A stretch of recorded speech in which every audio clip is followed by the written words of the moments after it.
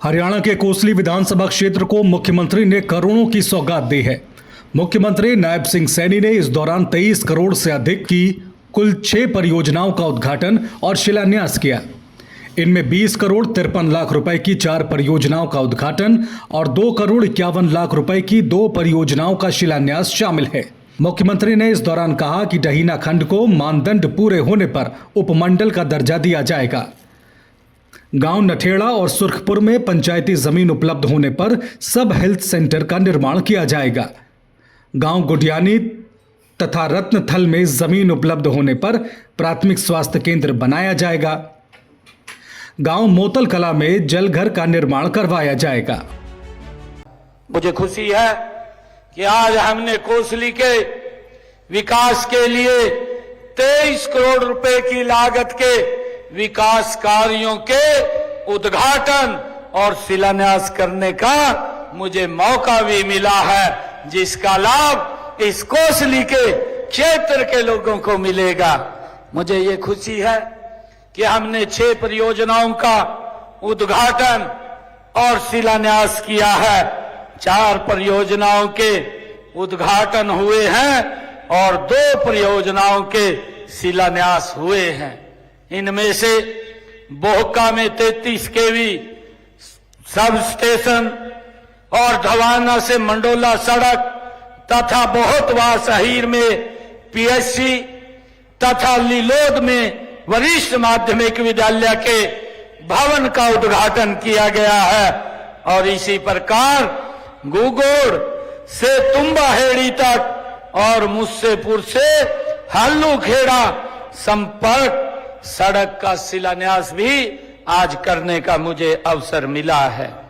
मैं आपका विशेष रूप से धन्यवाद करने आया हूं कि आपने भारतीय जनता पार्टी नरेंद्र मोदी जी के नेतृत्व में नॉन स्टॉप तीसरी बार ये जन सेवा करने का मौका भारतीय जनता पार्टी को दिया है।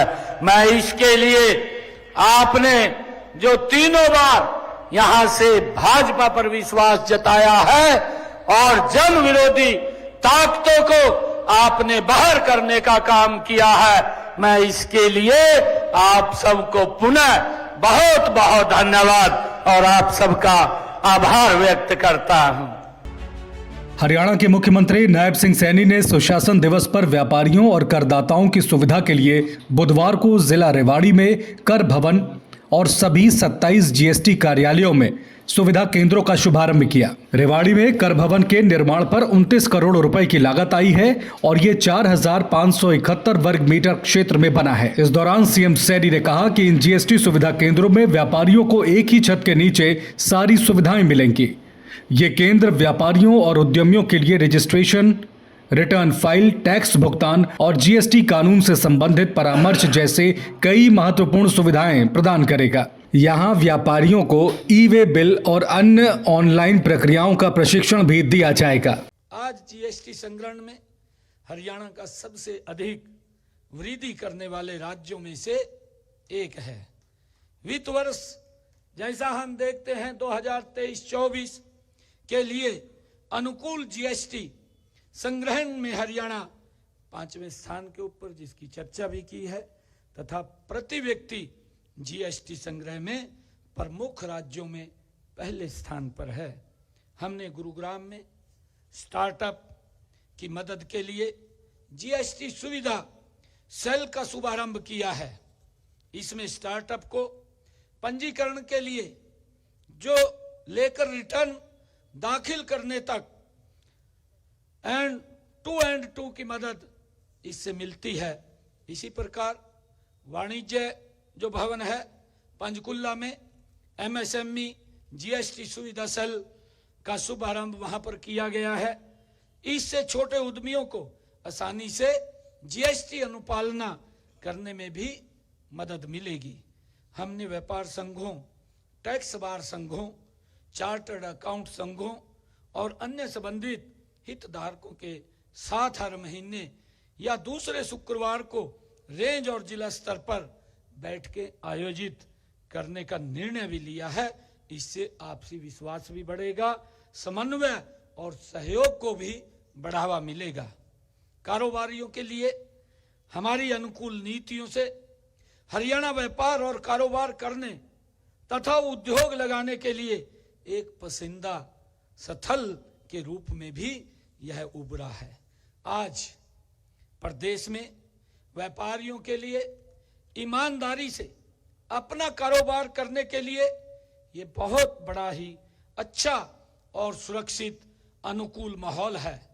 छोटे से छोटे व्यापारी से लेकर बड़े से बड़े व्यापारी तक हमने रियायत दी है। हमने व्यापारियों की समस्याओं का समाधान करने के लिए हरियाणा व्यापारी कल्याण बोर्ड का भी गठन किया है। व्यापारियों के लिए ई रिफंड की ऑनलाइन सुविधा ये शुरू की गई है। हमारे इस कराधान के क्षेत्र में ई पंजीकरण, टैक्स की ई आयदगी एवं रिटर्न की ई फाइलिंग और ई निविदा और सी फार्म जारी करने की ऑनलाइन सुविधा भी की गई है।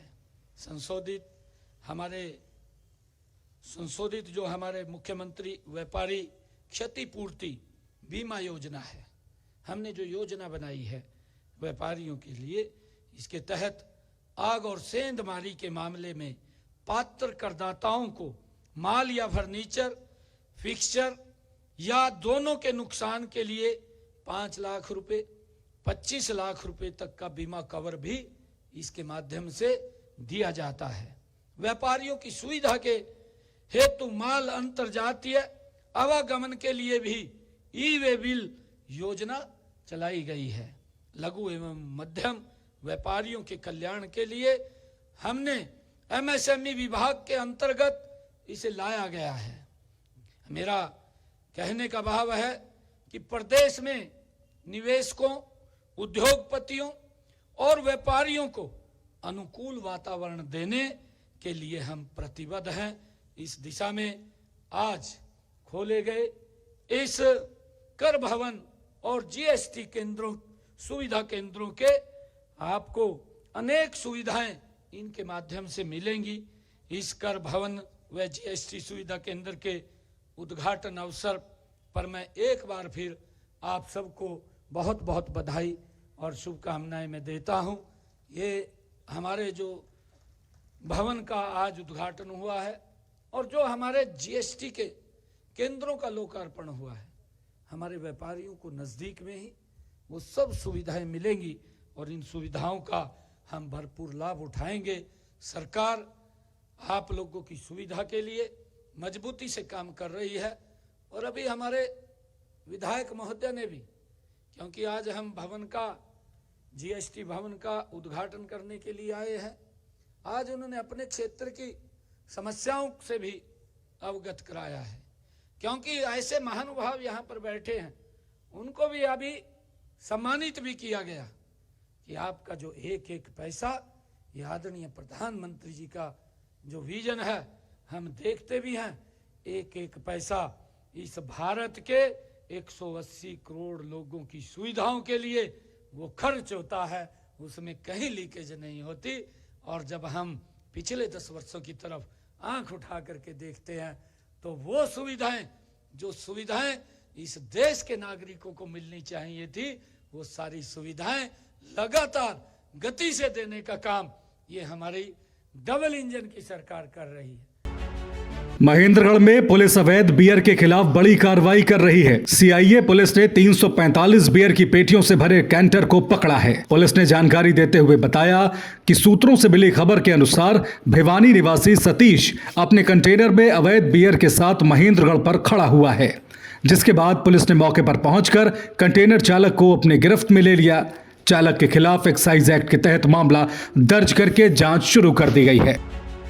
मुख्यमंत्री नायब सिंह सैनी की धन्यवाद रैली कल महेंद्रगढ़ में है, जिसकी तैयारियों को लेकर कार्यकर्ताओं में काफी उत्साह है। जनता के बैठने के लिए महेंद्रगढ़ की सब्जी मंडी के शेड को खाली करवाया गया है। सभी तरह के सुरक्षा प्रबंध प्रशासन की ओर से किए जा रहे हैं। मुख्यमंत्री जी की रैली की तैयारियां चल रही है, किस प्रकार से ये रैली होगी और कितनी संख्या में लोग आने की उम्मीद है? देखिए, इस रैली की तैयारियां 3-4 दिन से जोरों पे चल रही है और महेंद्रगढ़ के इलाके में रैली में आने के लिए बहुत भारी उत्साह है। और इस सब्जी मंडी में कहीं जगह नहीं मिलेगी, बहुत लोग इस रैली में आएंगे क्योंकि सीएम साहब को बहुत लोग पसंद करते हैं और सीएम साहब को देखने के लिए, सुनने के लिए लोगों में काफ़ी उत्साह है। क्या सौगात मुख्यमंत्री महेंद्रगढ़ जिले को देकर जाएंगे? हमारी सबसे बड़ी मांग है कि आईएमटी की जो है उसको काम को पूरा किया जाए और हमने पहली मांग आईएमटी की रखी है। और जो हमारे ऑफिस हैं, जो हमारे हेडक्वार्टर हैं, वो सब नारनौल में हैं और हेड ऑफिस भी हमारे महेंद्रगढ़ में होने चाहिए।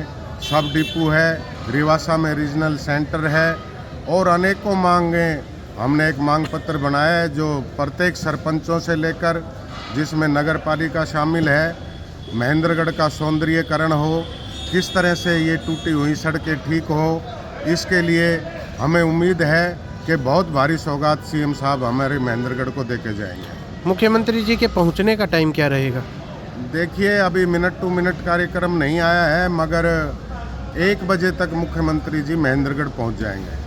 सर, एक चीज़ और बताइएगा, बीजेपी पूर्ण बहुमत से सरकार बनाई है तीसरी बार, तो लोगों में किस तरह का उत्साह देखा जा रहा है? लोगों में उत्साह के कारण ही तीसरी बार भारतीय जनता पार्टी की सरकार बनी है। और भारतीय जनता पार्टी ने जो काम किए हैं, बिना खर्ची पर्ची के नौकरियां दी हैं, ऑनलाइन सिस्टम किए हैं, बहुत ऐसे काम किए हैं जो कम समय में गिनाए नहीं जा सकते।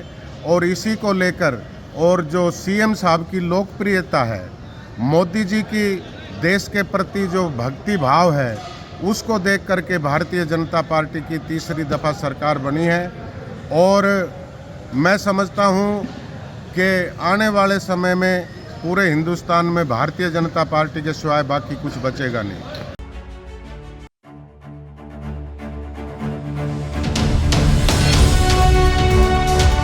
जनहितैषी, टीआरपी नहीं भरोसा आपका।